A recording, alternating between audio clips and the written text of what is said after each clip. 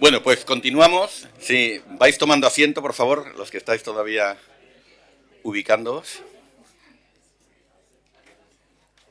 Bueno, pues es un gusto presentar en la siguiente conferencia pues a la profesora Lucía Dammer de la Universidad de Chile, ¿no? Lucía, muchas gracias por estar aquí, ¿no? Por haber acudido a nuestro llamado, ¿no? Y compartir tu trabajo con este curso, con nosotras y con nosotros. Bueno, Lucía Dammer es socióloga, doctora por la Universidad de Leiden, en Holanda. Ha trabajado como docente e investigadora en distintas instituciones académicas en Estados Unidos, en Argentina y en Chile. Su puesto actual es el de profesora titular en la Facultad de Humanidades de la Universidad de Santiago de Chile. Tiene una trayectoria realmente extraordinaria de publicaciones, resultado de investigación sobre asuntos como participación comunitaria, seguridad ciudadana y conflictividad social. Me gustaría mencionar en particular que ha colaborado con la Fundación, con algunos trabajos publicados en la serie de análisis Carolina, ¿no? En particular sobre coyuntura política de algunos países de la región y sobre todo un tema de su especialidad que es el de la reforma policial, ¿no? Un elemento importante de la agenda que mencionábamos en la conferencia anterior de la profesora del campo. También tiene experiencia, además de su trayectoria docente investigadora, tiene experiencia de gestión pública. Ha participado en programas de seguridad ciudadana en distintos países de la región, ha asesorado a gobiernos y a organismos internacionales, es miembro de la Junta Directiva del UNIDIR, del Instituto de Naciones Unidas para la Investigación sobre Desarme. Ha sido parte del Consejo Asesor en temas de desarme del Secretario General de Naciones Unidas en el periodo 2017-2021. Y entre marzo y octubre de 2022, fecha relativamente reciente, ha sido jefa de asesores del presidente de la República de Chile.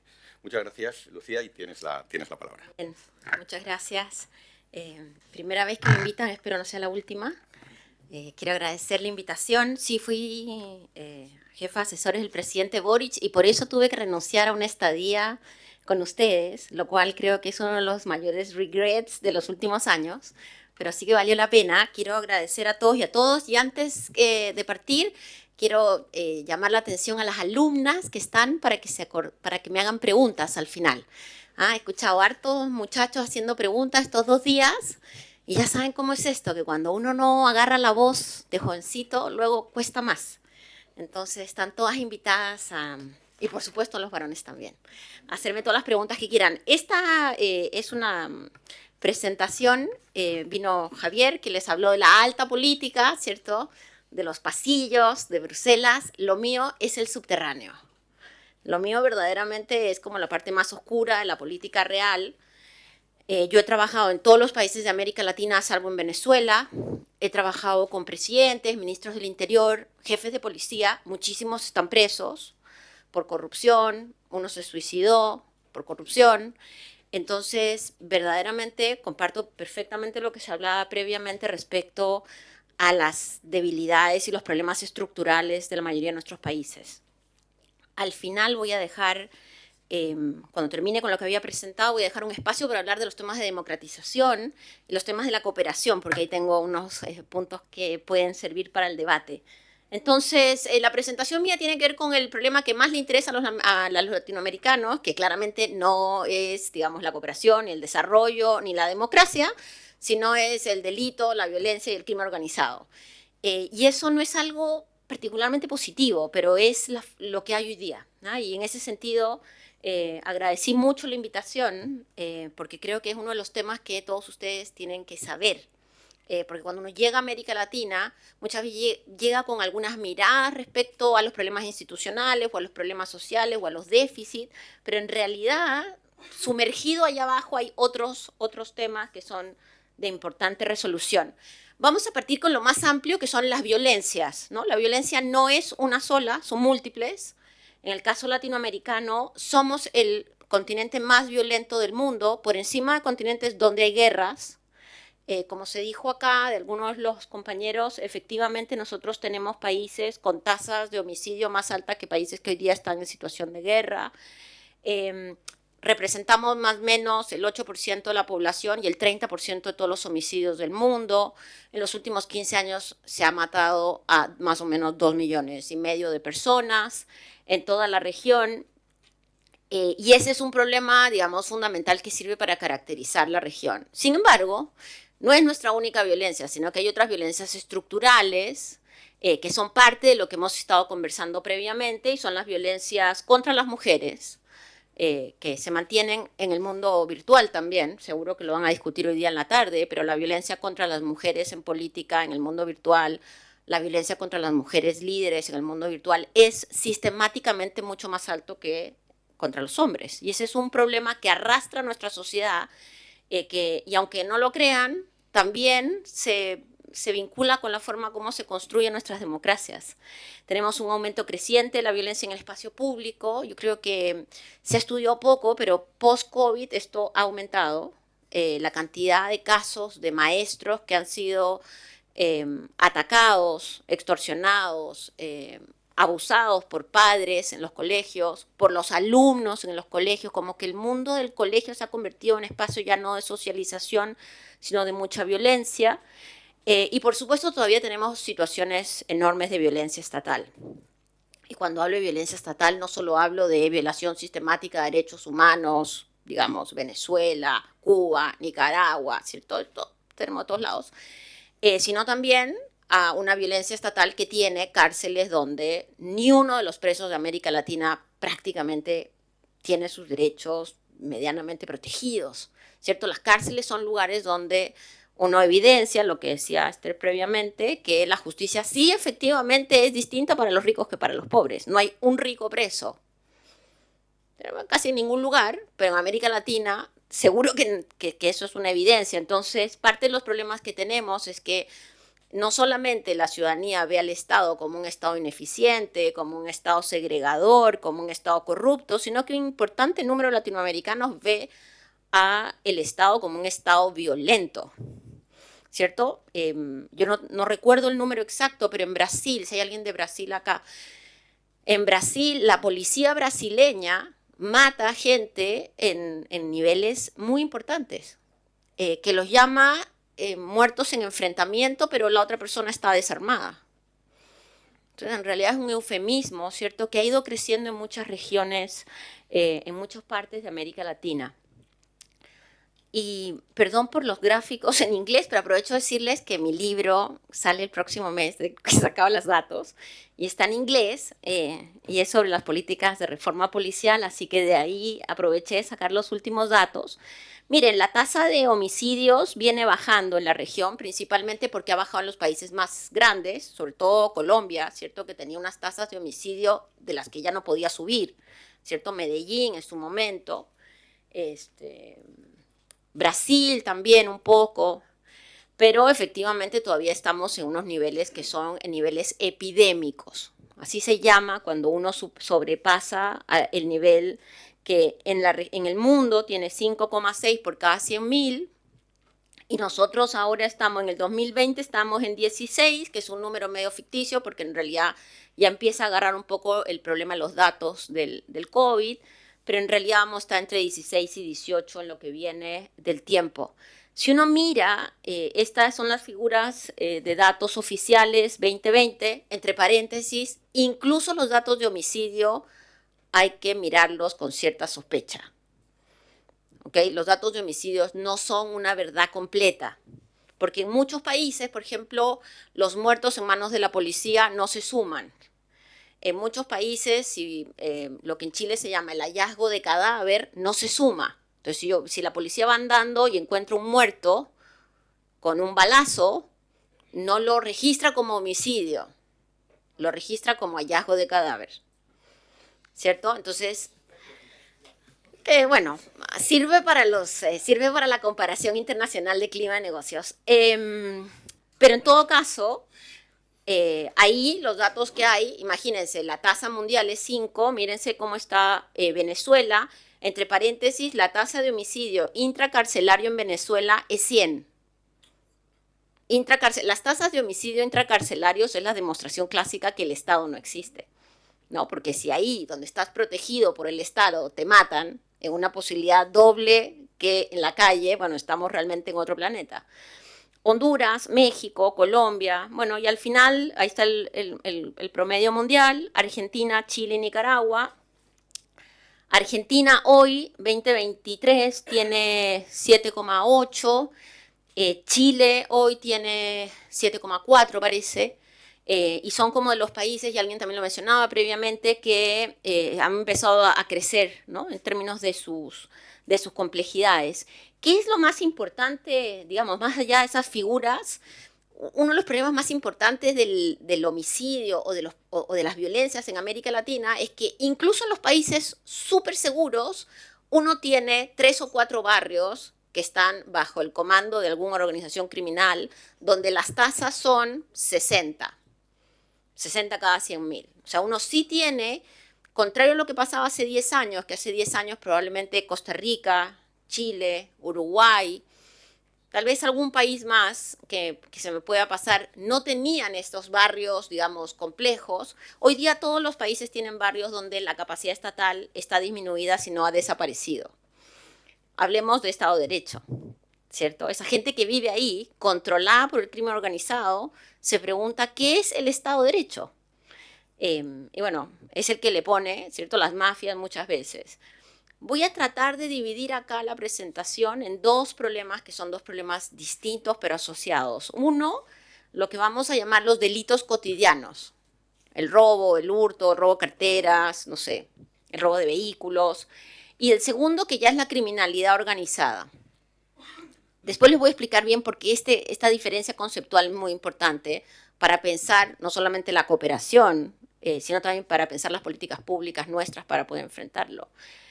En este gráfico responde a una pregunta que hacemos en el Barómetro de las Américas, que es otro alternativo, digamos, es una base de datos seria, académica, que se hace casi todos los años en América Latina, y pregunta, ¿usted ha sido víctima de algún delito en los últimos 12 meses? Más o menos, el 30% de la gente ha sido víctima de algún delito en los últimos 12 meses, ¿cierto? Y estamos hablando acá de delitos, por supuesto, comunes, sobre todo robos, hurtos, etc. Cuando uno hace la separación, en México es robo con violencia, armada, secuestro, extorsión. En Honduras es extorsión.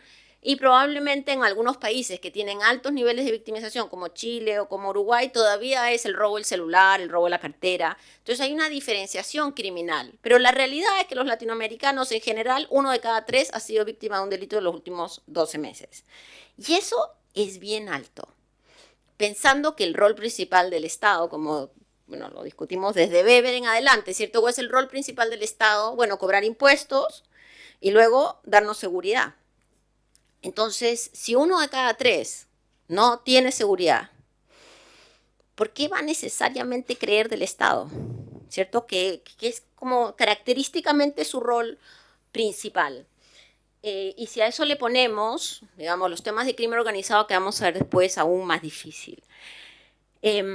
También se mencionó previamente en este marco de mayores niveles de victimización y de problemas enormes de violencia, hay 2 problemas que se pensaban que estaban vinculados con el crimen, pero que hoy día ya son problemas sociales autónomos. Uno es la confianza en la policía. Y la confianza en la policía, del 1 al 6, donde el 1 es muy poquito, en general en los países que están más afectados por el crimen organizado está en 3, ¿cierto? O sea, poquito, bien poquito. Que eso es Perú, Honduras, Guatemala. Yo trabajo en todos esos países y les puedo asegurar que tienen razón de no confiar. Digo, verdaderamente no hacen su trabajo, ¿no? Y no solo no hacen su trabajo, sino que existen muchas organizaciones criminales que están administradas desde los aparatos del Estado, ¿no? Es cuestión que ustedes vean en Movie o en alguna de estas apps, el bonaerense, todas las películas que hay sobre la policía latinoamericana, ¿no? En general tienen un alto grado de desarrollo, digamos, espectacular, pero muchas de las cosas básicas son verdaderas. Y este es un fenómeno que impacta directamente con la calidad de la democracia. Porque si la gente no cree en la policía, ¿qué es lo que hace la gente? Empieza a linchar a los ciudadanos. Empieza a creer que el migrante es una persona amenazante. porque nadie la protege. Entonces hay un problema muy claro entre la sensación de desprotección, la desconfianza en el Estado, en la búsqueda de generar un espacio de protección y todo tipo de actividades que son incívicas, ¿cierto? Linchamientos, protección, la gente que se está armando. Muchos de estos países se están armando. No sé si vieron, Lula sacó, el presidente Lula, hace una semana firmó nuevamente una ley que revoca la ley que puso Bolsonaro, porque Bolsonaro permitía que cada persona tenga 1000 balas en su casa por persona. O sea, si uno tiene 4 personas en su casa, tiene 4000 legales. Ahora, en Centroamérica, y acá hay gente que es de Centroamérica, pero en Centroamérica existen leyes donde una persona puede tener registradas legalmente 5 armas por persona en una casa de 4. Un armamento, ¿cierto? O sea, realmente tenemos un problema muy serio y la mayoría de la gente no dice que va a ir a cazar, como en Canadá, sino que la mayoría de la gente dice nos queremos proteger, porque el Estado no nos está protegiendo. Entonces ahí hay una relación muy directa a todo esto, digamos, de calidad de la democracia, proceso de democratización y todo lo que hemos discutido previamente. El otro fenómeno, que es un fenómeno también autónomo ya de los problemas de inseguridad, es el miedo. Vamos a llamarlo el miedo, ¿cierto? El miedo es lo que hace que la gente vote a Bukele. No que es joven y que es hipster y la criptomoneda, ¿cierto? Es el miedo moviliza, ustedes lo acaban de ver hace un poquito en las elecciones acá también. Los miedos tienen diferentes niveles. Entonces, en América Latina, la gente tiene muchísimo temor, ha abandonado el espacio público y por eso es tan difícil todos estos programas de cooperación que muchas veces muy bien intencionados vienen de otras realidades y dicen, no, si lo que tenemos que hacer es recuperar el espacio público. Hijo, yo no quiero ir al espacio público, ¿cierto? Porque además los que vienen nos hacen una charla acá, después se van y yo me quedo con el narco de la esquina. Entonces, el miedo como un fenómeno tenemos que asumirlo porque requiere respuestas públicas, requiere mecanismos de cooperación. Las mujeres somos mucho más temerosas que los hombres. Ahí hay, digamos, una serie de estudios que permitirían generar algunos mecanismos de respuesta, pero en general, en los sectores populares en Chile, que es uno de los países, como saben, más seguros, en los sectores populares en Chile, la última encuesta que hicimos, 2016, 70% de la gente escuchaba balaceras todos los días cerca a su casa. Ok, puede que no haya sido víctima de un delito, pero si escuchas balaceras, no vas a querer que tu hijo salga a la calle, ni que socialice con el vecino. ¿Hay algún problema? Nosotros los humanos siempre creemos que el vecino es narco, o que el vecino es malo. Algo pasa, todos nuestros estudios muestran, los vecinos siempre son vistos como contrabandistas, sí, no, mal. Ese es otro capítulo, otro día podemos hablar de eso, pero unas cosas que en América Latina ha ido creciendo fuertemente es la desconfianza interpersonal, ¿cierto? Nosotros hicimos un estudio, no sé, hace 15 años, que yo vengo con esto hace mucho rato, hace 15 años hicimos un estudio de gente que vivía en edificios en Santiago, que efectivamente no solamente somos muy temerosos, sino que además muy desconfiados, y el 90% de la gente que vivía más de 15 años en el edificio no sabía quién más vivía en el edificio. No tenía ni un contacto, cero. Que eso, digo, no es que uno quiera hacer una fiesta permanente en su vecindario, pero efectivamente hay una sensación de soledad también, ¿no? Una sensación de enclaustramiento muy importante que efectivamente además impacta luego en las formas como tú te socializas, en las formas como entiendes la política, en la forma como crees que quieres que te hablen. Y el fenómeno del crimen común, para que los que les interese el tema, podría yo hablarles 19 días y 500 noches. Para los que les interese bien, el crimen común, las conductas criminales se desarrollan a partir de 5 factores. 1, consumo problemático de drogas. 2, haber sido víctima o testigo de violencia en la casa. 3, tratamientos de salud mental no desarrollados. 4, cuando te botan o te expulsan del colegio. Y 5, embarazo adolescente. Estos son los 5 factores que hacen más propenso que un joven o un niño latinoamericano entre en una carrera criminal. para ninguno de esos 5, la mayoría de nuestros países tienen políticas serias. De verdad, casi nadie, ¿no? Muy poquito, cosas. En realidad, si tú tienes una situación de embarazo adolescente, tenemos países donde además el aborto está prohibido y aunque abortes espontáneamente vas presa. O sea, entonces, si tú quedas embarazada por motivos diversos, te expulsan del colegio, entonces sales a vender droga. Digo, no hay otra ciencia. Para eso, para poder solventar este primer fenómeno, tenemos muy poco. El Estado, nuestra democracia. Tenemos países que están en la OSD y no logran resolver estos temas puntuales, ¿no? Como para poderle dar, digamos, algún mecanismo de comparación. Un segundo fenómeno distinto son la criminalidad organizada, y esto ustedes lo conocen bien porque acá en Italia las mafias, ¿cierto? En Japón las mafias, las yakuza, o sea, la criminalidad organizada de Rusia, son fenómenos globales. La criminalidad organizada es una industria. No son 3 muchachos que salen a vender marihuana en una esquina, ojalá. No, es una industria gigante. Son mercados ilegales. A mí me gusta llamarlo mucho más mercados ilegales que crimen organizado, porque cuando uno habla de un mercado ilegal, puede entrar a la discusión de la alta política. Nadie va a querer una reunión de presidentes, nadie quiere hablar del crimen organizado. Primero, porque algunos están metidos. Y segundo, que es una mala foto. ¿De qué hablaron los presidentes? Del crimen organizado. No, suena mal. Pero cuando uno habla de mercados ilegales, ¿cierto? Sobre todo a los que les gusta el mercado y quieren que el mercado, como decía Esther, maneje ese vehículo, creo que nos ayuda a entender mucho mejor el fenómeno. En algunos casos tiene vinculación con la violencia, no en todos. Nuestro problema principal de mercados ilegales en América Latina son las drogas, es la cocaína, y después les voy a mostrar algunos datos. Más o menos el 90% de la cocaína del mundo se produce entre Perú, Colombia y Bolivia.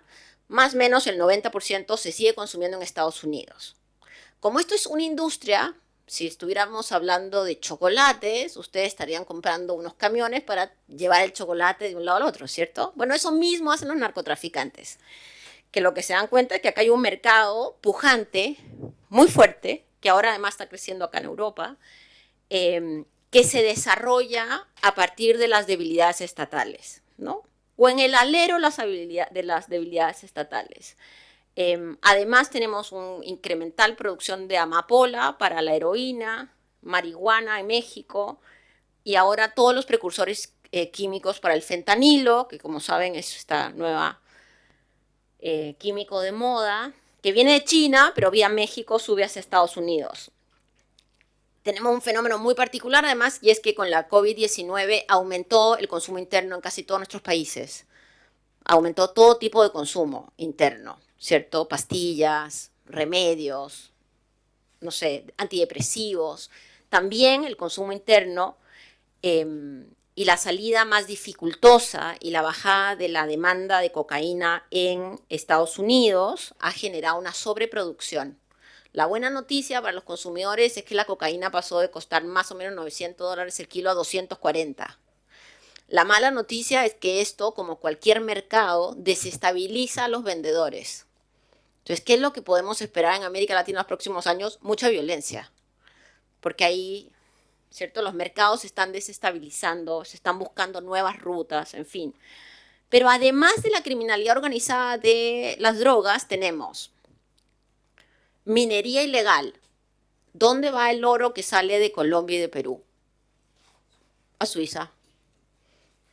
Básicamente, ¿cierto? Todos los estudios muestran que viene para las grandes, o sea, nadie va a comprar un lingote de oro para guardarlo en su living, ¿cierto? En su casa. Esto entra y se lava con mucha rapidez.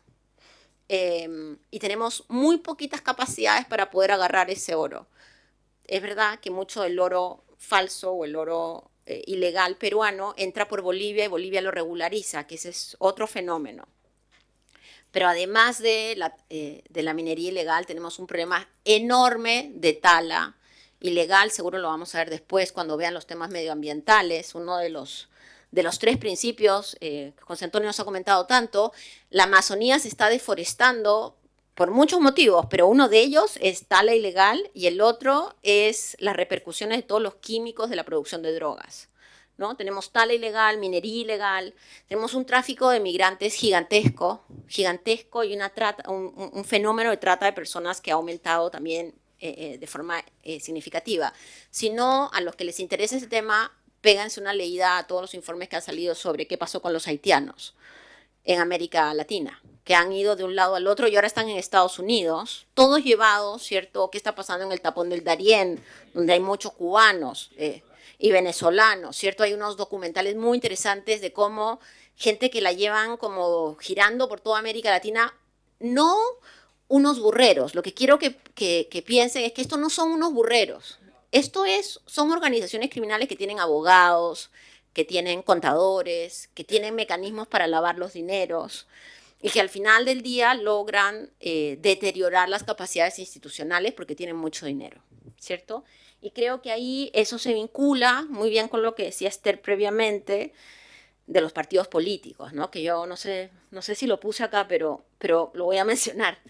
¿Cuáles son las consecuencias, más allá de lo que nos interesa, digamos, los temas de seguridad o los temas de reformas policiales o crimen en general? ¿Cuáles son las consecuencias que tienen estos fenómenos en la región latinoamericana? Tiene consecuencias económicas, políticas y sociales, ¿no? Económicas, tal vez la más importante es que somos un continente enteramente desigual, pero gastamos en seguridad más de lo que gastan muchos países desarrollados.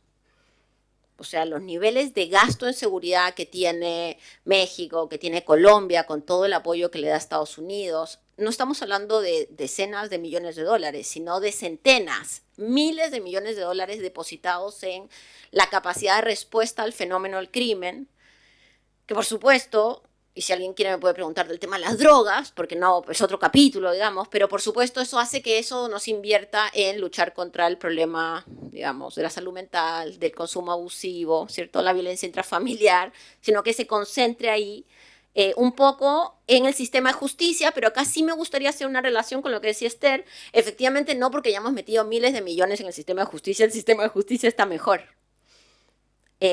Porque el poder que tienen estas organizaciones criminales es tan grande que logra retrotraer muchas de las reformas, tanto policiales como de justicia, ¿no? Tenemos pérdidas de vidas y, por supuesto, un costo individual espantoso respecto a las necesidades que tienen los latinoamericanos de gasto. Lo conversamos acá previamente. Vivir en América Latina tiene un delta de costo relevante en temas de seguridad, ¿cierto? Realmente, uno puede ser una persona de clase media, igual tiene que tener su alarma en la casa, o si no el perro, y si no el arma, y si no cuidado con los niños, y entonces uno permanentemente vive pagando los costos económicos de la seguridad. Luego tiene evidentemente consecuencias políticas que van desde la desconfianza ciudadana. Hoy día en América Latina la gente no confía en nada, mucho menos en los partidos políticos. Digo, creo que, ¿por qué vas a confiar en unos partidos que no han hecho nada en los últimos 20 años? O muy poquito. O lo que la gente sabe que creen que han hecho es muy poquito. Que esa es también otra discusión que seguramente en la tarde lo van a ver con el tema de las redes sociales. Pero la desconfianza es muy grande. Lo otro que es un elemento central de los procesos democráticos es la legitimidad institucional. Y la legitimidad, esto que le llaman procedural justice, ¿cierto? La justicia procedimental. ¿Qué significa una institución legítima? Es una institución que los ciudadanos reconocen como propia. Para reconocerla como propia tiene que ser una institución que te trate como igual. Que tú no veas que a unos los trata mejor que a otros, que tú no sepas que es una institución violenta, que no creas que es una institución, digamos, corrupta. Los niveles de legitimidad de nuestras instituciones en general son cada día más bajas y yo creo que en eso hemos perdido, ¿no? Hubo como no sé si fue una ensoñación, una esperanza con el regreso democrático, fin de las guerras civiles, pero ahora hay un cierto deterioro. Además, los jóvenes esperan mucho, ustedes que son muy jóvenes. Esperan un montón, tienen una expectativa, ¿cierto? Que es una expectativa de, oye, metí el correo electrónico y no me contestaron. ¿Cuándo metiste el correo electrónico? Hace 5 minutos. Claro, el Estado, hay un señor que recibe eso y lo imprime y lo lee impreso. Y después lo copia a un Word y después lo copia y lo pone en su tweet para mandarles la respuesta. Ese es nuestro Estado. Nuestros estados todavía, querrámoslo o no, y esa es la parte más dura de trabajar en el estado, incluso en los lugares de más alta decisión, son estados lentos, ¿no? Muy complejos. La tercera consecuencia política de los niveles de inseguridad que vivimos es el crecimiento del populismo punitivo. Lo tienen que haber escuchado. Acá también hay algunos populistas punitivos, en Europa quiero decir. Los populistas punitivos son buqueles, son los que dicen, bueno, para resolver estos problemas lo único que necesitamos es mano dura, para poder resolver estos problemas necesitamos más cárceles, entonces que la cooperación nos haga más cárceles, porque bueno, si hay que hacer algo que sirva, ¿cierto? La cárcel sirve, o lo que es aún peor es la construcción de leyes que aumentan los castigos al infinito y más allá, sabiendo que no sirven. Entonces, claro, pensemos nuevamente en un proceso de retroalimentación. El ciudadano piensa que el congresista, no sé, el diputado, propone una ley que va a hacer que todos vayan presos, pero después no va preso tu vecino que tú sabes que vende droga. Entonces, hay una cierta sensación de engaño y vamos yendo por populistas punitivos. Quiero decirles que no es un fenómeno de derechas nomás.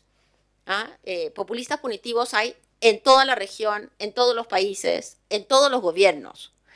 El tamaño del problema es tan grande que todos los gobiernos de la marea rosada y de la marea roja tuvieron mecanismos punitivistas, ¿no?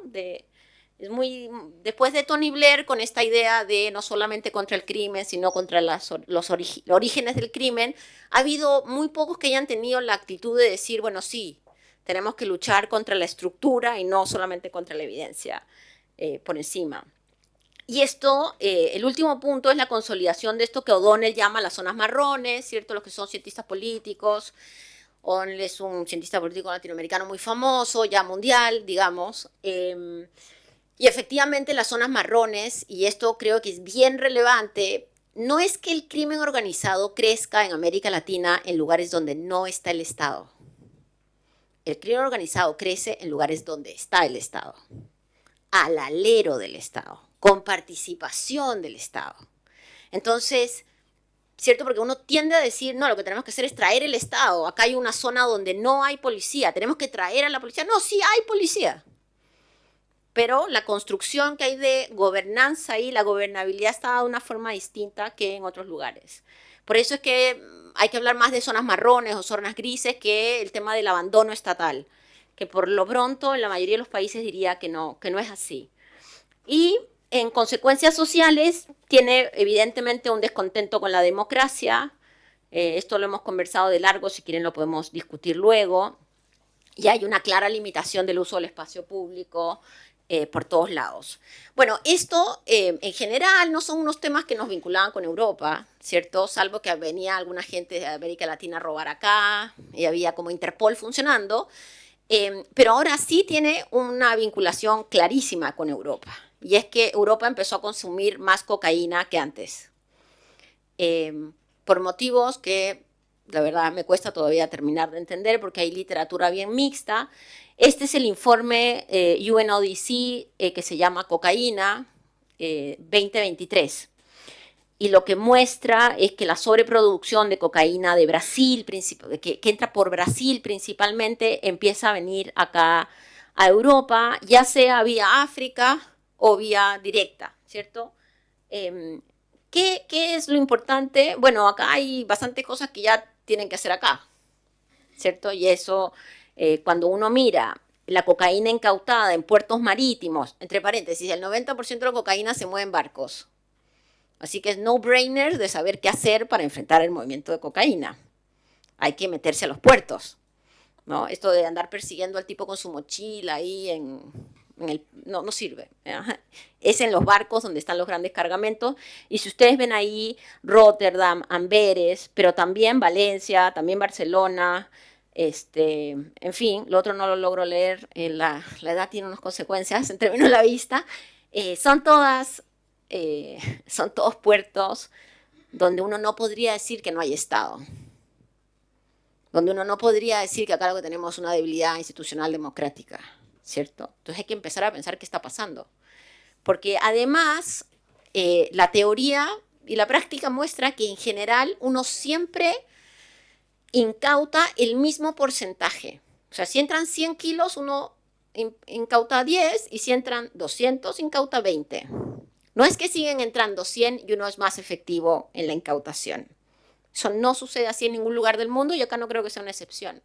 Y por ende, este gráfico a mí me parece muy relevante. Lo que va mostrando es que acá se está consolidando un esquema que además tiene que ver con varios de los informes que han hecho las policías, la española sobre todo, pero la alemana y otros, respecto al incremento de detenciones de mexicanos, venezolanos, colombianos, ¿cierto?, vinculados ya a organizaciones criminales. Esto es bien preocupante por un montón de motivos, pero el principal es porque efectivamente pareciera que se empiezan a generar unas grietas en los sistemas que permiten, y esto generalmente ocurre solo cuando hay corrupción, ¿no? Es como el fenómeno que está al lado. El cuadro de al lado, que es creo el último que voy a mostrarles, y me parece muy importante, este es el cuadro que más o menos calcula cuánta más gente podría consumir cocaína si todo el mundo consumiera cocaína al nivel de lo que hace América del Norte. Y francamente son 250 millones más de personas que podrían ser consumidores problemáticos de cocaína si más o menos el resto del planeta, sobre todo Europa y África, empiezan a consumir a los grados que nos consumimos nosotros los latinoamericanos. Y eso no solamente tiene consecuencias sociales, económicas y políticas, sino también empieza a tener consecuencias geopolíticas muy grandes, ¿cierto? De empezar a buscar barreras para la vinculación, para el entramado más de las relaciones internacionales.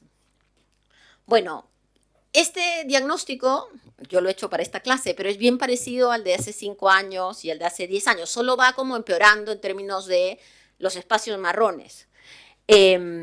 Ahora, ¿qué hemos hecho en América Latina para enfrentar esto? A ver, Bukele sí funciona.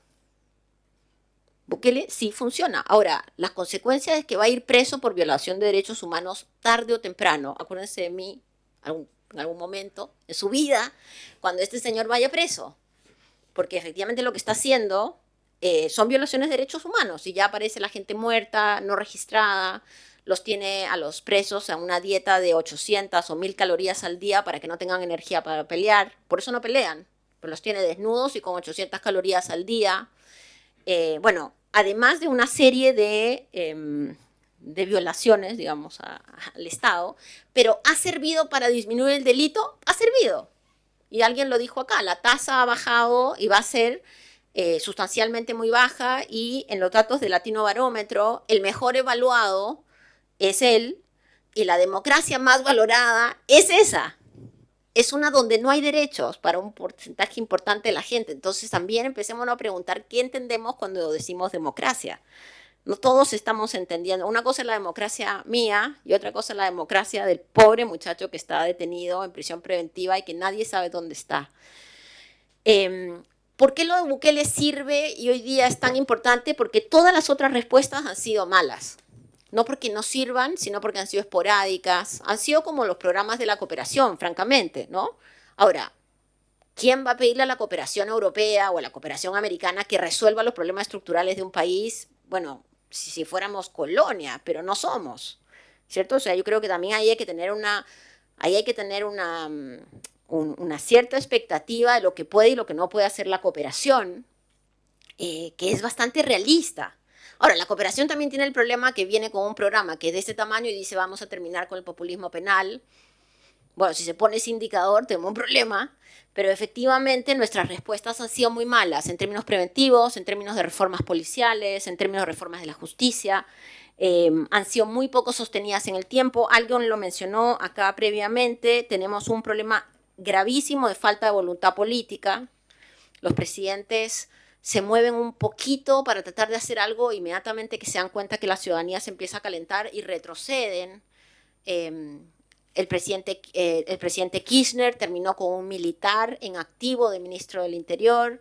El presidente Lula terminó con políticas punitivistas, Lula 2, muy fuertes. El presidente Correa puso cámaras, estoy hablando ya no de los pink, sino de los red, pues puso cámaras en los moteles porque creía que en los moteles había, digamos, desarrollo de actividad ilícita, digo, además de todo lo otro que sucedía ahí.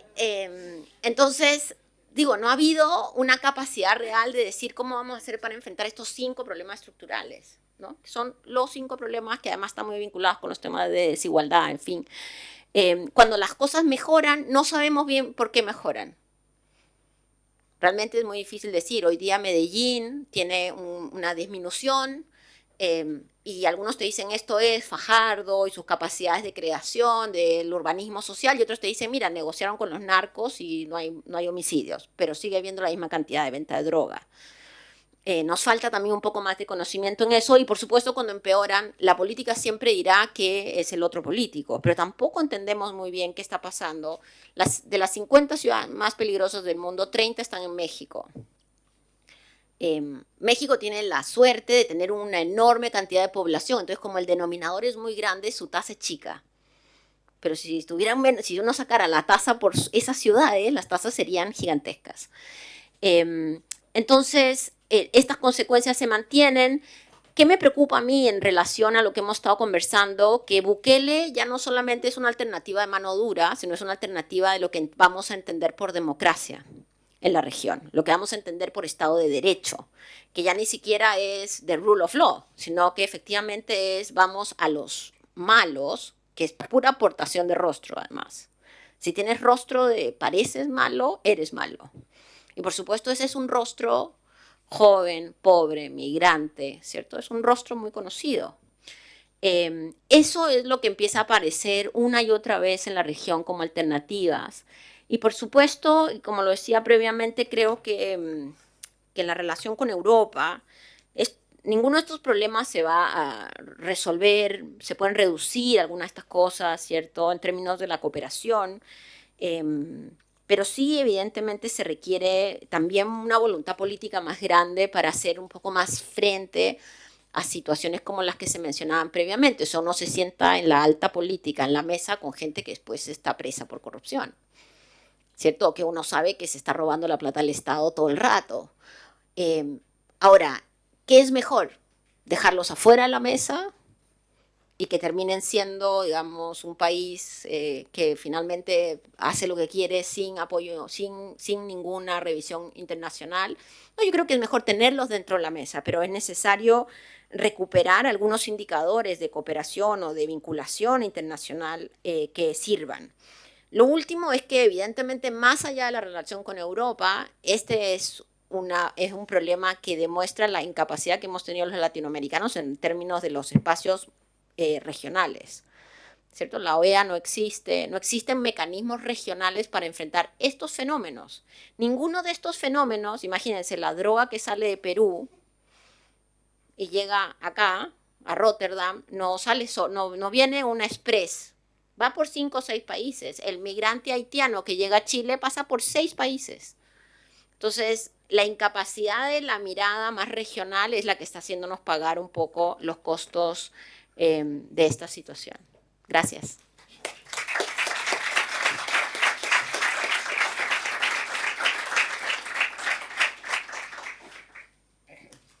Muchas gracias por este gran aporte, Lucía, que nos permite, digamos, poner en agenda una cuestión que a menudo, digamos, se deja fuera precisamente por las dificultades y porque no sabemos muy bien cómo abordarla, ¿no? Aquí ahora he señalado un punto muy, muy importante, ¿no? Es que el fenómeno Bukele fue la expresión de que no existe una política de seguridad democrática, ¿no?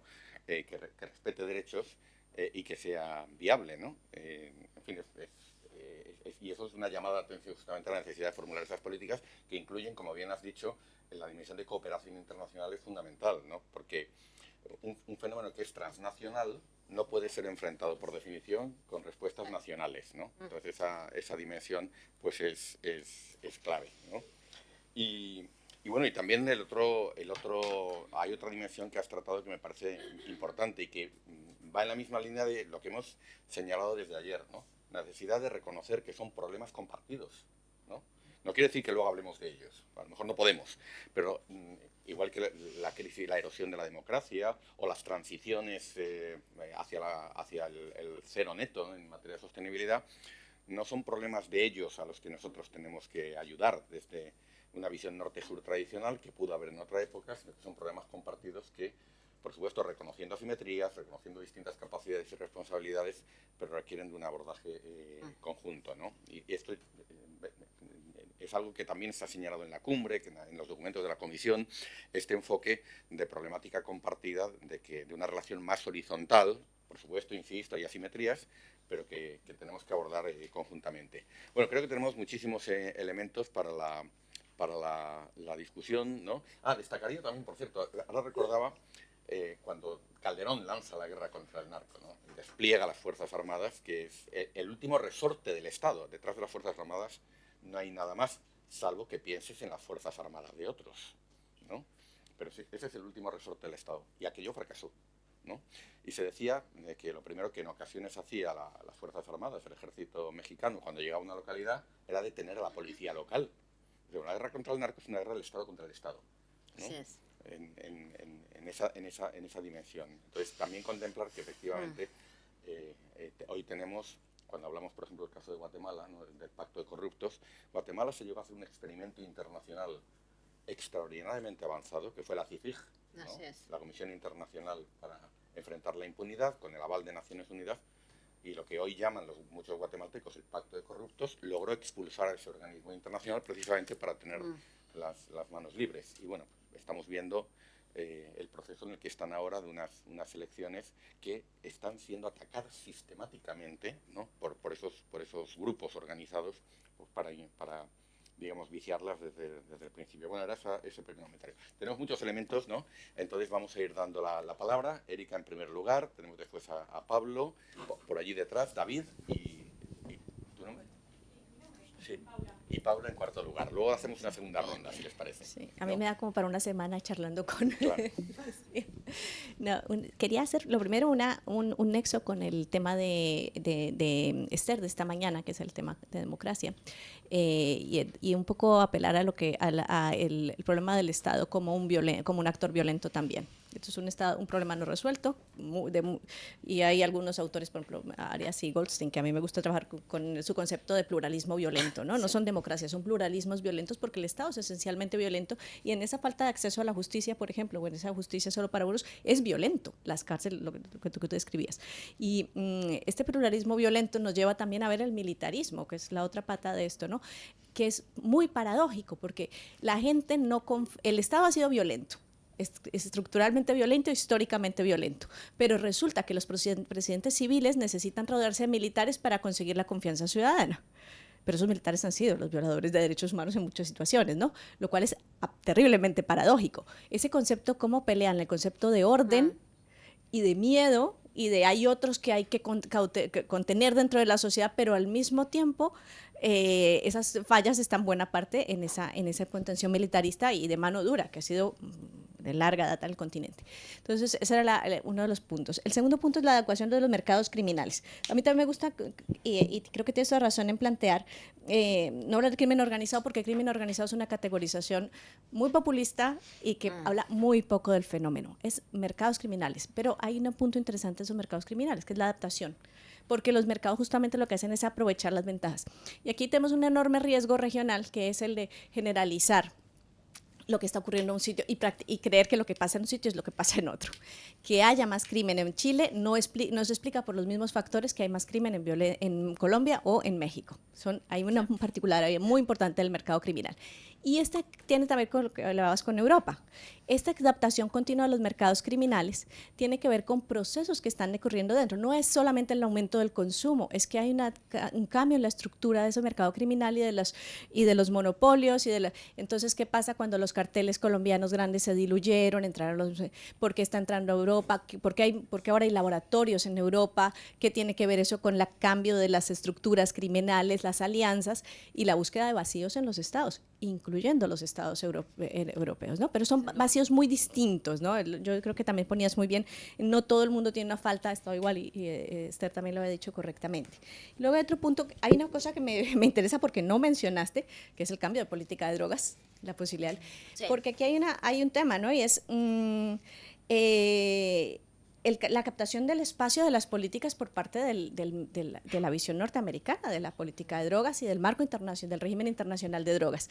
Y claro, OEA sí tiene proyectos, de la CICAD, hemos trabajado con CICAD, hemos trabajado con UNODC, inclusive los programas europeos siguen la misma línea de la estela que se ha construido siempre de política punitivista, de política de restricción de la oferta y de bajo tratamiento de la demanda. Entonces quería saber por tu opinión porque no lo mencionaste y me pareció raro. Sí. Y lo tercero es, una cosa que tenía que ver con lo de los mercados, es que a mí me parece que Bukele no funciona.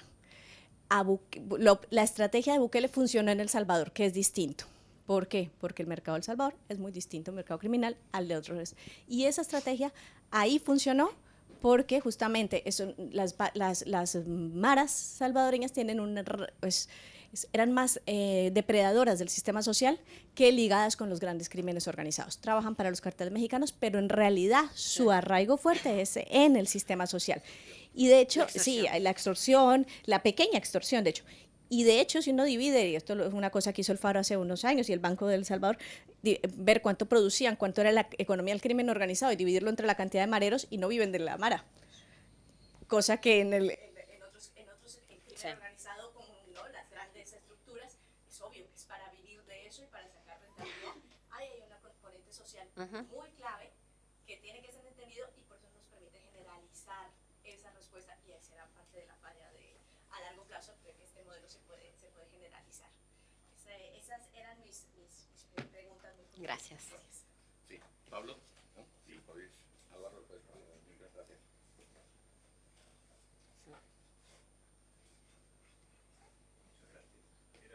Mis preguntas son bastante parecidas, pero un poquito distintas.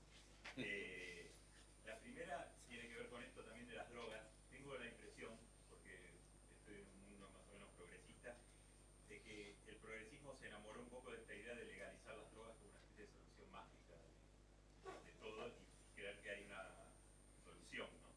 Quería saber su opinión de eso, porque cada vez que surge el debate es como se legalizan las drogas y desaparece el narcotráfico y se resuelve todo. Pero por alguna razón no se quiere hacer, ¿no? Y la pregunta es, bueno, hablando de esta flexibilidad del crimen organizado y demás, ¿cómo ves este tema? Porque los países que intentan hacerlo es complejo y además habría que hacerlo en todos lados a la vez. Pero la segunda tiene que ver con esto de Bukele, de la expansión, porque es verdad que ahora hay muchos aspirantes a Bukele, pero incluso hasta en un sentido práctico, esta cuestión de la particularidad de las maras es que incluso hasta es fácil detener porque están todos tatuados.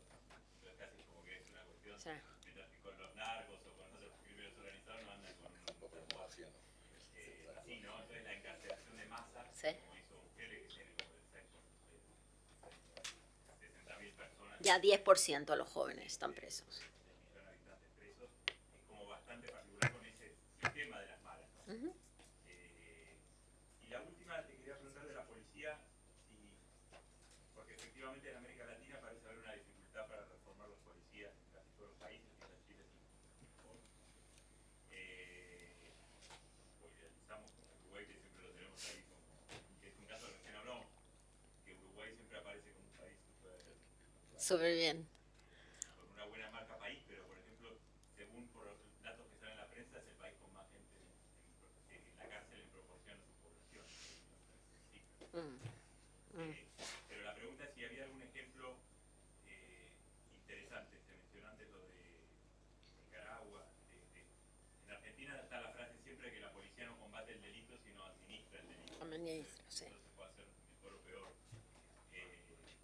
Pero siempre es difícil. Todas las reformas policiales que se intentaron fracasaron de algún modo, ¿no? Si hay algún ejemplo que sirva para pensar esto de manera más concreta. Okay. Sí, David. No, por ahí, Álvaro.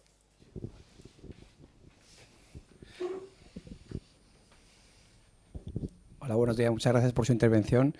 Voy a coger un poco a colación la última reflexión, porque bueno, yo quería preguntarla, sobre todo, bueno, yo estuve un tiempo viviendo en Uruguay y bueno, hace 4 años hubo el nombramiento de Juan Miguel Petit, que fue consensuado por todo el Parlamento, debe ser una eminencia, de sistemas carcelarios, etcétera.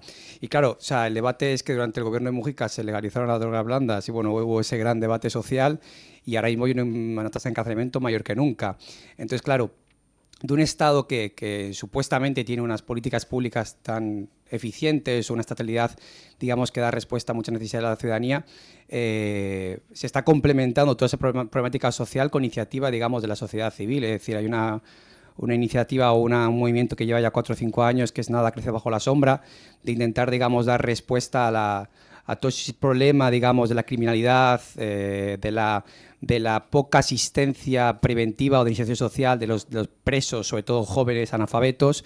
Es decir, yo me gustaría preguntarle que si existen iniciativas, o sobre todo por la vía de las políticas públicas, de ese acompañamiento, no tanto, digamos, en el antes, sino el después, digamos, de la... Sí, hay una última pregunta. Paula Eras, ¿verdad? Gracias.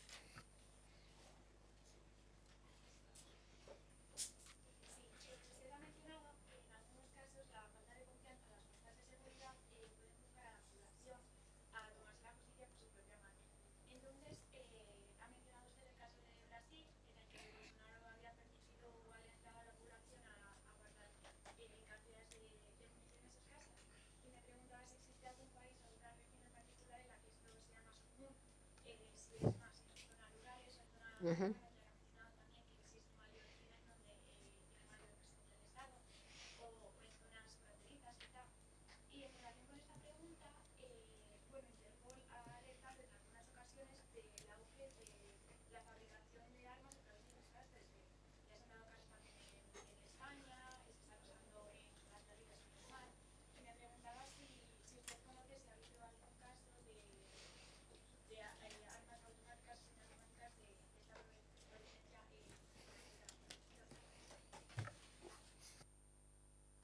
Muy bien, Paula, muy bien.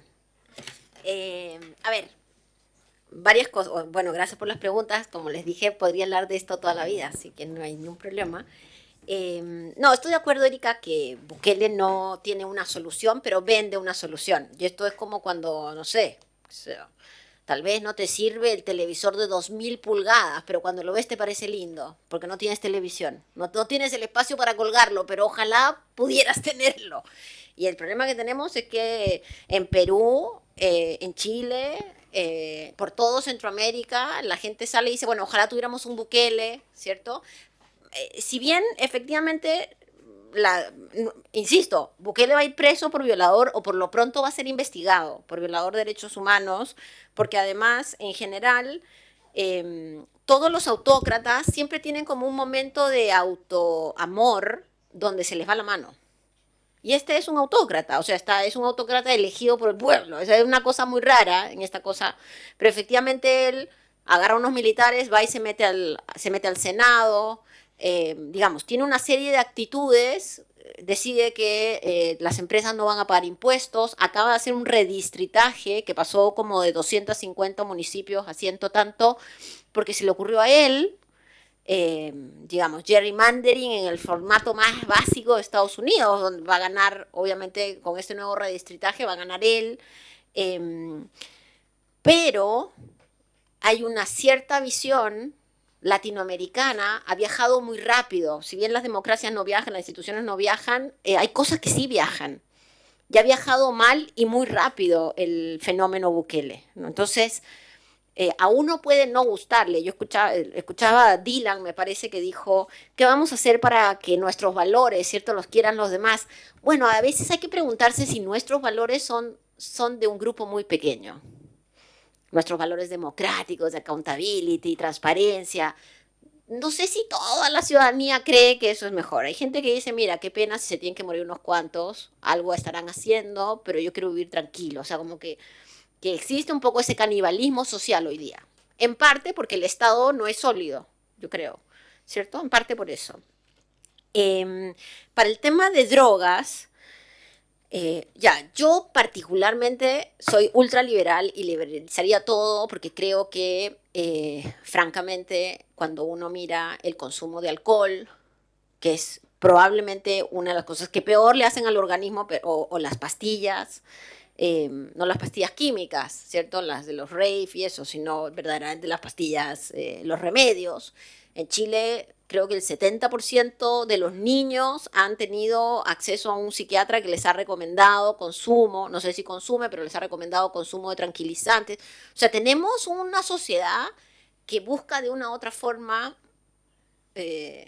evadirse o enfrentar sus miedos, no sé cómo llamarlo, pero eso es imposible porque en el marco de Naciones Unidas, ni Asia, ni Estados Unidos, o sea, no, ojalá fuera solo Estados Unidos, porque ya Obama en la última política antidrogas de Obama en el segundo gobierno, ellos ya pasan de decir, la droga no es un problema de orden público. Ya hay un momento así como aleluya moment en el momento de la política de Obama donde dice, bueno, sí, en realidad eso lo tenemos que tratar internamente y externamente como un problema de salud pública. Y esto es muy importante porque América Latina, en nuestras políticas de seguridad, Estados Unidos siempre trató internamente los temas de drogas como salud pública y externamente como seguridad. Entonces a nosotros nos tocan los blindados, los muertos, ¿cierto? Toda esta percepción. Pero abrir el régimen de drogas creo que es inviable. O sea, vamos a llegar ahí en algún minuto como vamos a llegar a tener robots que hagan la comida, pero no creo que pasado mañana, ¿no? Es verdad, Pablo, que en general el mundo progresista habló mucho del tema de la legalización, porque me parece que, porque hay... Y esto es súper controversial lo que voy a decir, pero también hay mucho progresista que le gusta la marihuana y que creía que la marihuana era tan mala. Y bueno, vamos liberalizando la marihuana porque finalmente es un consumo recreativo. Pero quiero decirles, en los sectores populares, por lo menos en América Latina, hay mucha reacción a esa política. O sea, esa idea de la legalización de la marihuana es totalmente de la élite universitaria. Si ustedes van a mi universidad en Santiago, por ejemplo, en mi ventana no podrían trabajar porque están todos volados allá abajo, fumando. Yo no, pero ellos sí. Porque además en la universidad no entra la policía. Entonces es maravilloso terreno. Y como tenemos esta cosa súper rara que uno puede consumir, pero no puede comprar, entonces están estas cosas, ¿cierto? Pero la verdad es que la ciudadanía, cuando tú vas y le dices, hoy vamos a liberalizar la marihuana, la señora que trabaja 14 horas y que tiene 4 hijos encerrados en su casa, va a votar por Bukele. Porque encuentra que la marihuana es la entrada a las drogas más duras, ¿me entiendes? Como que ahí es... y yo creo que esa es parte del extravío de la izquierda latinoamericana. Que es este extravío, digamos, que da para mucho esta conversación, Pablo, pero es este extravío de como... De agarrar algunos elementos de la discusión política y pensar que esos elementos son los que quiere el pueblo, porque el pueblo es una entelequia, no es una realidad diaria, ¿no? Entonces ahí me parece que hay como un capítulo que deberíamos de mirar. Varios han preguntado por Uruguay, David también. Bueno, yo trabajé en Uruguay un año, en el gobierno de Pepe Mujica, sí, con el ministro del Interior que había estado preso 13 años por matar policías. Y esto no lo digo porque muestra también la resiliencia de Uruguay. O sea, Uruguay logró que sus guerrilleros se integren a la vida política, no solo Pepe Mujica, Bonomi, otros, etc. Y yo creo que esa es una demostración muy importante de la resiliencia, digamos, de la democracia uruguaya. Ahora, en Uruguay no hay un detenido por violación de derechos humanos. O sea, la contracara de eso, y todos los que saben acá, ¿cierto?, que no hubo ni verdad ni justicia. Hay una reconciliación sobre los muertos, en el fondo. Y eso les ha funcionado bien. Esto escapa mis experticias, pero hay mucho de Uruguay, David, que igual es un poco el sueño de lo que uno quisiera que fuera Uruguay. No es como cuando uno dice, me quiero, no sé. Iba a ser un chiste náquer. Claro, Uruguay, las políticas públicas no están funcionando. Probablemente acá alguien sabe mejor que yo los datos, pero el nivel de ausentismo escolar está altísimo. Los niveles de ausentismo laboral estaban como alrededor del 30%. La cantidad de gente que entra a la universidad ha bajado como en 40%. O sea, las políticas públicas uruguayas del famoso Estado Social Protector uruguayo están en crisis. Y parte de esa crisis puede ser vinculada, digamos, también a los temas políticos, a su propio desarrollo interno. Y hoy día lo que tú tienes en Uruguay es la demostración clásica que esto de la violencia no es un tema solo nacional. Uruguay está, en este informe de cocaína, que si alguien lo quiere leer, se lo súper recomiendo, muestran que uno de los lugares donde más ha crecido la violencia en América Latina es la salida Uruguay, Paraguay, Argentina para Europa. Esa salida fluvial por allí. Y en esa salida agarran a Rosario, que es la ciudad argentina más peligrosa de Argentina, donde la tasa está como en 20 y algo, Argentina en 7, la tasa de Rosario, que está muy vinculado, digamos, a un fenómeno muy particular argentino, pero también a eso, y en Uruguay, donde la tasa ha aumentado muy fuertemente. La tasa de homicidios, y de hecho la calle Pau, bueno, él, sale electo en una agenda de seguridad. Su agenda es, los anteriores son livianos con la seguridad, ¿cierto? Entonces, temas postpenitenciarios, los únicos que hacen trabajo en las cárceles hoy día en América Latina son los evangélicos. Es la realidad. No sé si triste o feliz, pero es la realidad. Y logran tener una salida conservadora en su... sí, son los que están ahí, logran un montón de cosas. Yo tengo todo mi respeto, no es fácil trabajar en las cárceles, pero el sistema estadual está preocupado de dos cosas, que no se maten y que no se escapen. Lo que sucede allá adentro, la verdad, miren el caso de Bolivia. En Bolivia cuando uno va preso va con toda su familia y uno tiene que arrendar un pedazo en la cárcel. Y te dan la llave de tu celda porque tus hijos salen a estudiar y entran a la cárcel. Entonces... la cárcel se cierra la noche, pero tú quedas ahí con todos los otros delincuentes o esperando ser delincuentes, ahí metidos. Ese esquema de autoadministración carcelaria uno lo ve en Brasil, la ve en casi todos los países. Entonces, imagínate lo que le queda a esa gente en términos de contagio criminal para una vez que ha salido, ¿no? El etiquetamiento. Entonces, hay muy poquito. No se me ocurriría, estaba pensando qué podría haber ahí como para mencionar de algo bueno, hay bien poco, ¿no? Y sí está estudiado, tanto en Estados Unidos como algunos estudios que nosotros mismos hemos hecho en América Latina, que cuando uno pone un pie en la cárcel, las posibilidades de salir del mundo de la criminalidad se rebajan como al 30%. Incluso acá en Finlandia, ¿cierto? Donde van cerrando las cárceles porque no hay nadie que llegue, incluso ahí, si llegas a la cárcel, las posibilidades de salir son mucho más bajas, porque ya entras en un espacio que es un espacio diferente. Y eso, bueno, lo que me decía Paula, mira, ojalá estuviéramos en el 3D, porque el problema que tenemos es que Estados Unidos nos vende armas a despacho.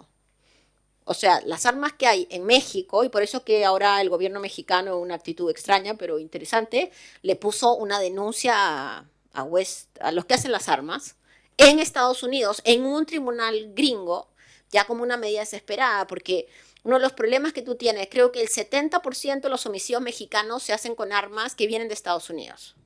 Jamaica, que es un lugar que está lleno de delincuencia, pero terrible, todas las armas de los últimos años donde ha habido, digamos, un muerto, vienen de Estados Unidos. Porque además en Estados Unidos hay una compra, como ustedes saben, es fácil conseguir armas, entonces ni siquiera estamos en la sofisticación. Un ejemplo...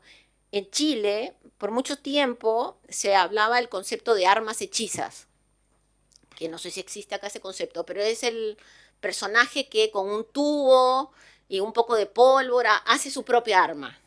Ya, eso ya nadie lo hace, porque ahora es mucho más fácil ir a algún lugar y comprar un arma. Sí, ya de última la imprimes, pero ni siquiera eso. O sea, realmente el mercado de las armas es un mercado muy grande. Y es algo que sí debería estar, digamos, UNODC, alguien mucho más encima, porque las armas no la produce Juan Pérez. Las armas la producen generalmente industrias que son industrias nacionales. Son como 6 países los que producen armas a ese nivel. Y ahí creo que si bien México y el presidente mexicano en alguna de sus mañaneras dijo que iba a tratar de enfrentarlo, ha sido bien poco efectivo en eso, ¿no?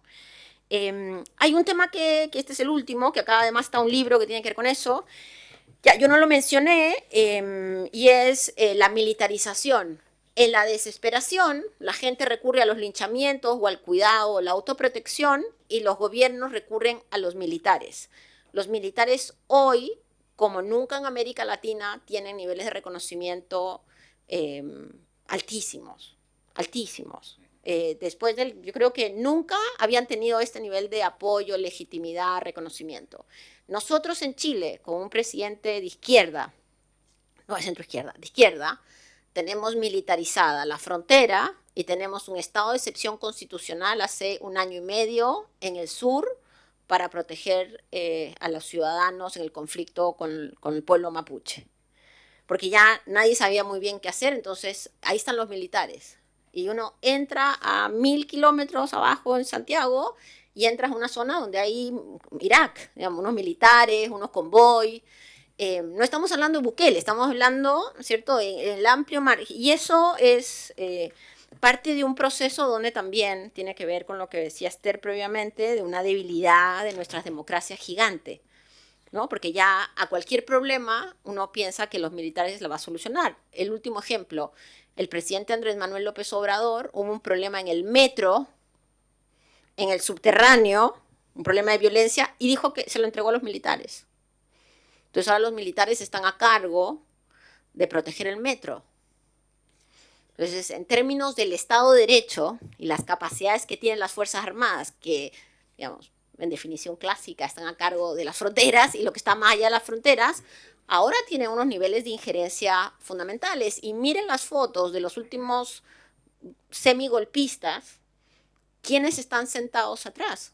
Los semigolpistas de América Latina de los últimos 10 años están todos sentados con las Fuerzas Armadas. No, pero digo, no los semigolpistas, o sea, estos demócratas, digamos, autoritarios, ¿por qué por qué se sientan con los militares? Porque eso les da legitimidad a ellos. Una foto de un político con un militar hoy día te suma. Y eso creo que es parte también, ¿cierto?, de las dificultades que tenemos. Voy a leer el libro para ver qué más dice. Pues muchas gracias. A ver, estamos sobre la hora, ¿no? Entonces, de terminar, yo no sé si podemos dedicar 15 minutos más, pero no más, porque a las 13:30 tenemos que comenzar. Pediría, si estás de acuerdo. Vale, sí. Todo el mundo está de acuerdo. Entonces, bueno, pues extendemos un poquito. Pediría intervenciones breves para que también pueda haber oportunidad de respuestas. A ver, Hola, soy Cristina. En cuanto a lo que se ha hablado también de todo el tema de Bukele como alternativa, como la política de mano dura, represiva, y en la que obviamente no hay espacio ni para perdones ni ningún tipo de reconciliación posible. Mi pregunta un poco es, ¿dónde está, por ejemplo, el ejemplo de Colombia cuando los acuerdos de paz de Santos con la FARC sorprende quizás más desde un punto, no sé si eurocéntrico, que un 51% de la población aproximadamente dijo que no a la paz? Obviamente hubo campañas pues, de políticos como Uribe muy fuertes allí que eran en contra de la paz, pero ¿cuál es el fallo? ¿Es en una comunicación política que no funciona o no se escucha el pueblo? O a lo mejor esto de que no viaja, ese discurso un poco de todo es muy bonito, perdonémonos, y eso no se puede exportar pues a esa realidad latinoamericana. Gracias. Gracias, Lucía. Pregunta poco diplomática y seguramente ayer hablábamos en la comida de la integración comercial en América Latina y el Caribe comparándolo con África, que siempre es una comparación un poco delicada. Pero esas 5 causas de violencia que tú has enumerado las podemos encontrar en África multiplicadas al cuadrado o al cubo, con un nivel educativo mucho más bajo, con un Estado mucho menos presente, mucho menos preparado. Imagino que alguna vez te has dado un paso atrás y has intentado explicar esa diferencia. ¿Cuál podría ser la explicación? Sí, bueno, lo primero, Lucía, muchas gracias. La verdad, cuentas con una sonrisa una situación, la verdad, trágica, ¿no? Y de hecho, en esta idea de la tragicomedia recomiendo un capítulo de Freakonomics, donde decía si los traficantes son tan ricos, ¿por qué siguen viviendo con sus madres? ¿No? Y es que analizó el mercado de los traficantes minoristas en Chicago y vio que en realidad los márgenes de beneficio que tiene y el riesgo que tiene no compensa. Entonces, para todos los jóvenes no es un buen negocio. Pero para ir a una cosa realmente optimista, ¿no? En Colombia, cuando yo trabajaba en la Universidad del Rosario, hicimos una encuesta a los jóvenes, ¿no? Y le dijimos a los jóvenes que estaban manifestándose qué están dispuestos a hacer por su país, ¿no? Y frente a las visiones de que los jóvenes no quieren hacer nada, un 30% decían quiero pagar más impuestos y trabajar, ¿no?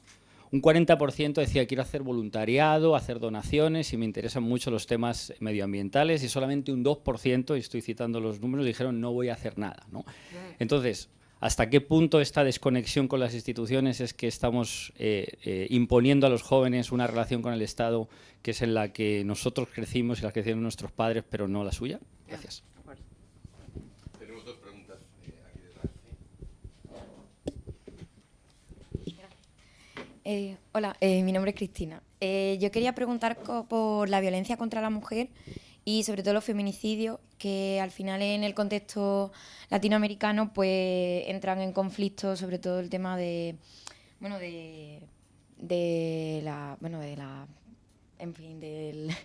violencia en general y sobre todo también por parte de los medios, que muchas veces culpabilizan a las propias víctimas. A nivel social tampoco se culpabiliza en líneas generales a las víctimas. Y bueno, pues preguntar cómo se puede gestionar eso cuando además muchas veces la violencia viene por parte de los propios estados y las propias fuerzas estatales, y que tampoco se persiguen y se intenta buscar una solución. Gracias. Sí, hola, muchas gracias. Yo soy Jan de Cuba.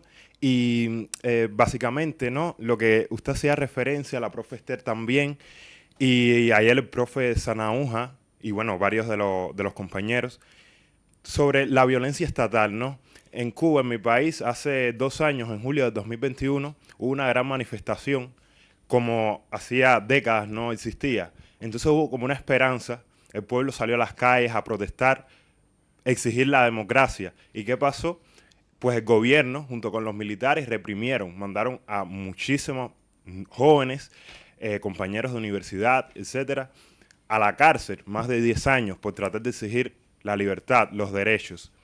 Entonces yo, es decir, y más lo que quiero es su recomendación, ¿no?, su opinión. Yo vivo en Cuba y yo quiero hacer por mi país, yo no me quiero ir del país. Entonces, lo comentaba Dylan también, ¿no? ¿Cómo yo puedo, sabes, sembrar esa esperanza en mis amigos, en mis compañeros, de que es posible lograr un país mejor, de que es posible nosotros desde adentro, y no como decía el profe Sanahúja, no, es bueno la cooperación internacional y demás, pero la solución debe nacer de nosotros, de Cuba. Ni Estados Unidos, ni la Unión Europea, ni otro órgano internacional va a resolver nuestros problemas. Entonces, en ese sentido, como yo, joven cubano, en un contexto muy, muy complicado, muy difícil, pudiese hacer por mi país, tal vez como la profe Esther lo dijo, desde lo micro, desde lo local, pero a veces me siento frustrado porque siento que es insuficiente y quiero hacer más. Bueno, muchas gracias. Sí, hay una más de Carmelo, pero Dale. por breve. Sí, muy breve. Muchas gracias. La verdad que muy interesante la conferencia. Enhorabuena. Una cosa, usted ha dicho al final que no hay mecanismos regionales para enfrentar estos problemas. Y yo creo que eso se demuestra en un tema que le voy a comentar. La declaración de Buenos Aires de enero de este año, de la Cumbre de los Estados Latinoamericanos y Caribeños, tiene 25 apartados. 25 apartados. No voy a decir el ambiental, el digital, pero el del de drogas solo habla de los efectos de salud, y en el de la corrupción de la ejemplaridad de los... No hay ningún... Fíjese usted lo que usted ha dicho del problema que es el crimen organizado, los delitos y la violencia. No hay ningún apartado que comúnmente reconozcan ellos, es decir, como el elemento a cooperar transfronterizamente. Seguramente se lo guardan cada uno en su ministerio o en su casa, pero no quieren cooperar sobre esto. Da la impresión, yo supongo que sí, pero eso que usted ha dicho de los mecanismos regionales yo creo que es muy importante porque se demuestra en la práctica de las declaraciones políticas. Muchas gracias. Muy bien, vamos al desayuno mañana entonces. Estoy totalmente de acuerdo. No está porque todo el mundo tiene, digamos, el tejado sucio. Porque ¿qué presidente te va a ir a firmar algo que dice voy a luchar contra la corrupción? Porque en su país le han sacado una tremenda nota de toda la familia que tiene contratada. O sea, efectivamente en el marco internacional pasa esto que la gente trata de buscar espacios donde uno puede construir, aunque sean espacios mínimos. Esto que uno llama los mínimos comunes denominadores, ¿cierto? Y creo que nosotros en estos temas ni siquiera estamos en los mínimos comunes denominadores, deberíamos de avanzar hacia allá. Han habido etapas donde sí ha habido, pero ahora no. Y lo que dice Jan, lo quiero vincular con lo que dice Ángel. Bueno, yo también creo que los jóvenes son los que nos van a sacar de todo este problema porque tienen una visión distinta de la autoridad, tienen una visión distinta de la vida en general. Yo también tengo hijos que son como de tu generación y verdaderamente ven las cosas de una forma muy distinta como lo vemos nosotros. Pero bueno, andar matando a los que están arriba está bien difícil, ¿cierto? O sea, no es un proceso, yo sí creo que es un proceso micro, es un proceso local. Todos los que estamos acá y somos más viejos hemos tenido millones de frustraciones, millones. Y eso es una cosa que los jóvenes tienen que aprender, ¿no? Porque la generación más joven es una generación mucho más acostumbrada al resultado más rápido, ¿ya? Y no. O sea, volver a la democracia en América Latina tomó miles de muertos, miles de detenidos desaparecidos, terminar las guerras civiles en Centroamérica. Digo, podríamos hablar de miles de procesos que han sido, imagínense, estamos 40 años, 50 años de procesos democráticos y todavía los indígenas no tienen voto que puedan entender cuando lo leen, ¿no? En muchos países. Entonces, yo te diría, Jan, que valoro mucho además tus ganas de quedarte en Cuba, porque además Cuba es un país hermoso, pero sí creo que la participación tiene que salir de lo micro, porque además cuando hayan los cambios que van a llegar, los cambios no se pueden construir sobre la nada, ¿no? Los cambios tienen que, una vez que las cosas se van abriendo, se tienen que construir de formas que uno no termine como Rusia, que es, digamos, que están los oligarcas, están las mafias, digo, ahí lo que se construyó por debajo fue más bien poco, y estoy de acuerdo con Ángel, efectivamente yo creo que los jóvenes tienen una mirada distinta. Es verdad que todos de jóvenes somos revolucionarios y de viejos conservadores, espero que no pase con la nueva generación, pero hay espacios de posibilidad, tal vez no, y esto sí es bien importante, tal vez no para luchar contra el crimen organizado, ni para luchar contra las mafias, pero por ejemplo, yo conozco cientos de casos episódicos, tal vez pilotos, de programas de gente joven que trabaja con jóvenes que están en conflicto con la ley, o que ayudan a los jóvenes que tienen problemas de adicciones, o que hacen voluntariado para cuidar niños. Por ejemplo, ahora en Chile, un caso exitoso para cambiar el ánimo al almuerzo. El presidente Boric abrió, que es mi presidente además, le quiero mucho, el presidente Boric abrió un programa de tutorías. Uno se podía meter a internet y anotarse para ser tutor de un niño que sus papás no le pueden enseñar a hacer las tareas. En un rato muy corto se metieron 20.000 jóvenes. Que si tú lo hubieras pensado en la formato tradicional del Ministerio del Interior, del Ministerio de Educación, seguiríamos ahí entrampados en la burocracia, digamos, en el burócrata de a pie, ¿no? Entonces creo que sí hay unos mecanismos, pero te diría que esos mecanismos los concentremos en los temas donde uno puede enfrentarse sin que sea peligroso. Javier, el tema de África, bueno, África tiene otros componentes, ¿no? Efectivamente, ahora que empezó a aparecer los cárteles mexicanos vía venezolanos en la parte del Corno de África, empiezas a tener aumento de homicidios, empiezas a tener, digamos, algunas otras vinculaciones con hechos criminales. Lo que pasaría, yo no soy experta en África, pero lo que sí pareciera que está pasando en África es que la colusión con los gobiernos es más alta. Y esto es fundamental porque no en todos los lugares donde hay criminalidad organizada hay violencia. Hay lugares donde no hay nada porque hay digamos, el Estado se convierte en un Estado criminal.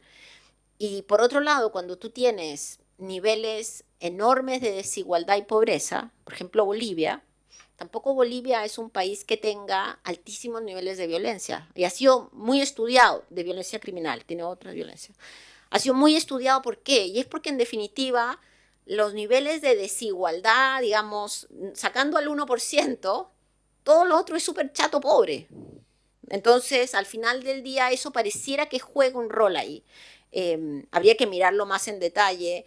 Yo conocí muy bien el caso de Zimbabue, el de Ghana y el de Sudáfrica, y tenían unos temas también de control policial, digamos, como con 3 o 4 derechos que no considerados en lo que hace la policía ahí, sin hablar de las armas, pero es un tema que sin duda es muy, muy interesante y que me encantaría poder mirar con más detención.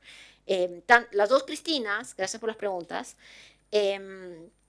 Ya, el tema de, digamos, de la violencia contra la mujer, efectivamente la violencia contra la mujer es todavía muy alta, hemos avanzado un poco, tenemos grupos, las mujeres jóvenes han sido fundamentales, es muy distinta la relación que hoy día que hay entre las mujeres jóvenes estudiantes de lo que era cuando era mi generación, cuando llegan al mundo laboral es muy diferente, pero todavía las sociedades nuestras son profundamente patriarcales y machistas y todavía hay mucha violencia de género.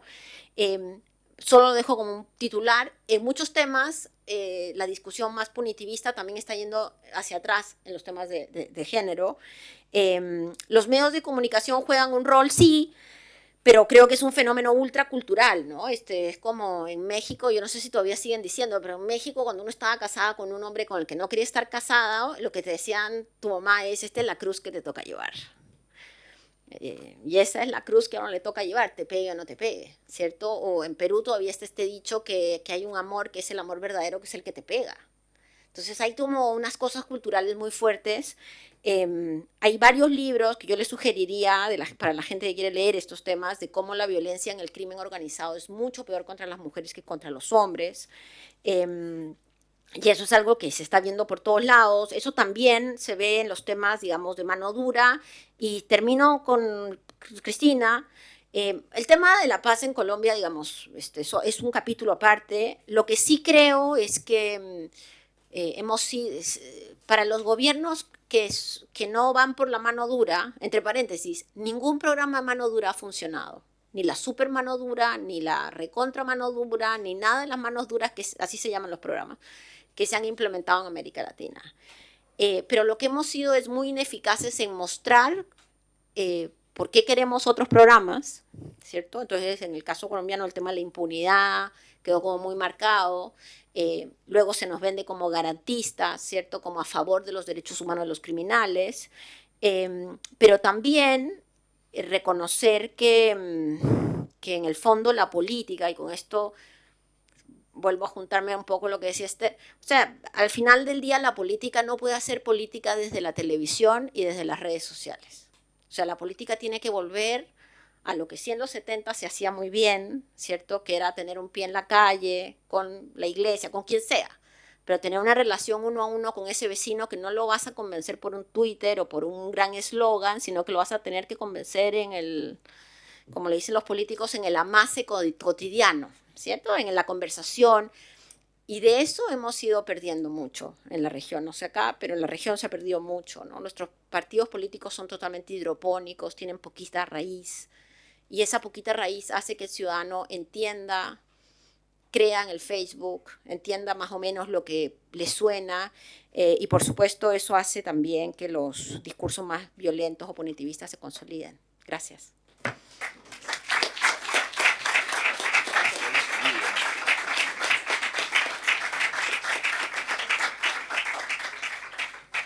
Bueno, yo creo que hemos tenido una buena demostración de eso, de que dato mata relato, pero el relato importa, ¿no? Y circula por unos medios de comunicación, ¿no? que también han sufrido un grado importante de deterioro, y esto es justamente lo que vamos a ver esta tarde, ¿no?